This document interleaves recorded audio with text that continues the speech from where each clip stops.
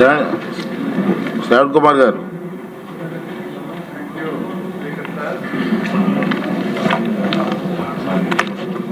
ఆంధ్రప్రదేశ్ అగ్నిమాపక సేవా చట్టం 99ని సవరించుకోవడం కోసం ఈ బిల్లు ప్రవేశపెట్టారు అధ్యక్ష.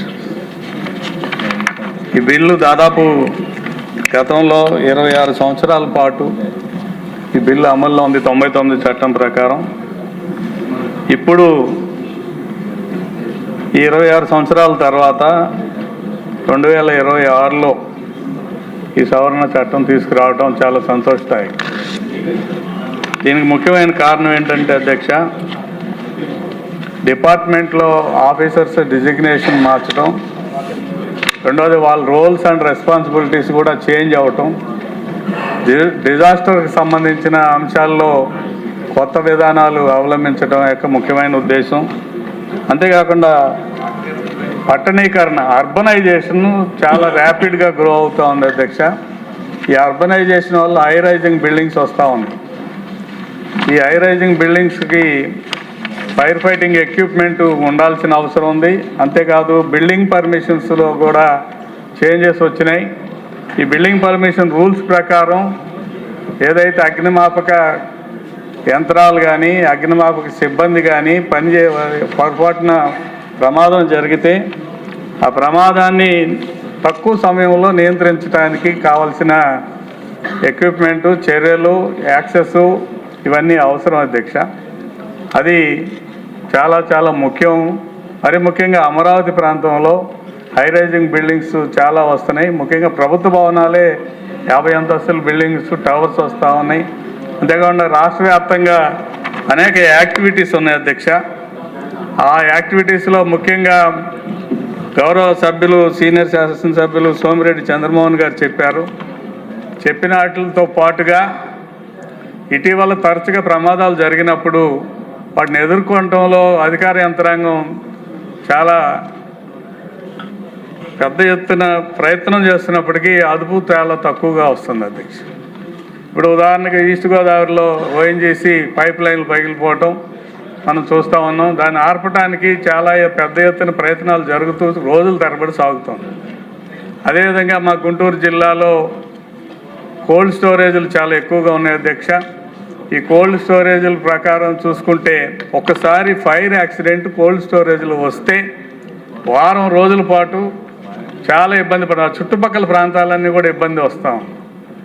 ఆ ఇబ్బందిని ఎలా తొలగించాలో డిపార్ట్మెంట్ దగ్గర ఆన్సర్ లేదు అధ్యక్ష. కేవలం నీటిని జల్లి ఆర్పడానికి ప్రయత్నం చేస్తూ ఉన్నారు. ఈ కోల్డ్ స్టోరేజ్ వల్ల ఏమవుతుందంటే మిర్చి స్టోరేజ్ ఎస్పెషల్లీ ప్రాబ్లం ఏంటంటే అధ్యక్ష, మంట మండినప్పుడు కోర్ వస్తుంది అధ్యక్ష, దగ్గరికి ఎవరు వెళ్ళే పరిస్థితి లేదు.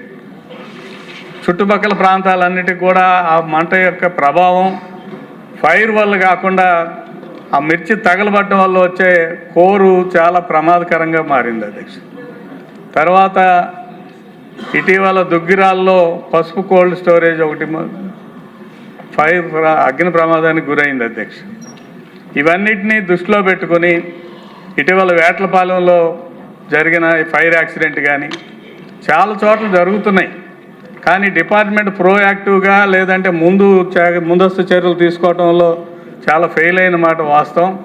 దాని గురించి ఉద్దేశించి బహుశా పీరియాడికల్ ఇన్స్పెక్షన్స్ చేయాలా. రెండవది ఫైర్ సేఫ్టీ నిబంధనల్ని ఖచ్చితంగా అమలు జరపాలి. అంతేకాకుండా ఆ ప్రిమిసెస్ని ఎప్పటికప్పుడు టైం టు టైం ఇన్స్పెక్షన్స్ చేయాలి. ఫైర్ ఎక్విప్మెంట్ ప్రాపర్గా ఉందా లేదా చూడాలి. కేవలం నీటి ద్వారా ఆర్పుదాం, నీటి దాని కాకుండా లేటెస్ట్గా చాలా కెమికల్ ప్రాసెస్ కూడా వచ్చింది అధ్యక్ష. అది కేంద్ర ప్రభుత్వం కూడా దీన్ని మనకు సజెస్ట్ చేసింది. వాటిని ఇందులో ఎక్విప్మెంట్లో ఇన్వాల్వ్ చేయటం, ఆ ఇన్వాల్వ్ చేయటం ద్వారా వితిన్ షార్ట్ టైం ఆ ఫైర్ని ఆపటానికి కోసం చర్యలు తీసుకోవాల్సిన బాధ్యత మన అందరి మీద ఉంది అధ్యక్ష. అందుకనే చాలా ఇంపార్టెంట్ బిల్లు. ఆ బిల్లు మీద చాలా ఒకటి చట్టంలోని మార్పులు తీసుకురావడానికి, ఒకటేమో నో అబ్జెక్షన్ సర్టిఫికేట్కి అప్లై చేయడానికి 21 days, తర్వాత ఫైర్ ఫైటింగ్ ఎక్విప్మెంట్కి సంబంధించిన నూతన విధానాలు అవలంబించడానికి, అదేవిధంగా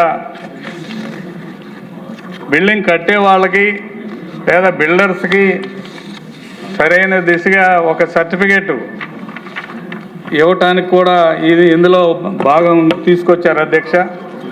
సో నో అబ్జెక్షన్ సర్టిఫికేట్తో పాటు సర్టిఫికేట్ని ధృవీకరణ పత్రం, భద్రతా ధృవీకరణ పత్రాన్ని ఇవ్వటం, దాన్ని పీరియాడికల్గా రెన్యూల్ చేయడంలో అధికారులు లోపంగా కనిపించినప్పుడు అధికారుల మీద ఏ రకమైన చర్యలు లేకుండా ఉంటున్నాయి.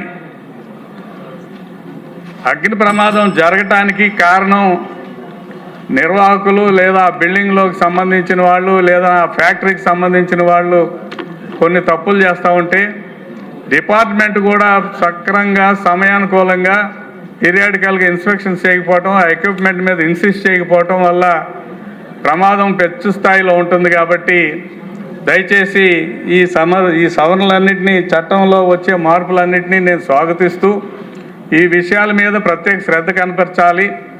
కేవలం నీటి ద్వారానే నిప్పుని ఆర్పుదామనేది కాకుండా బ్లోఅవుట్ జరిగినప్పుడు తీసుకునే నూతన విధానాలని మనం అడాప్ట్ చేసుకోవాల్సిన బాధ్యత మన మీద ఉంది అధ్యక్ష. ఎందుకంటే కెమికల్గా ఇప్పుడు చాలా కొత్త విధానాలు వచ్చినాయి. ఆ విధానాలని ఇందులో పొందుపరచాలని నేను ప్రత్యేకంగా కోరుకుంటూ ఈ బిల్లుకు మద్దతు ప్రకటిస్తున్నాను అధ్యక్ష. నమస్కారం.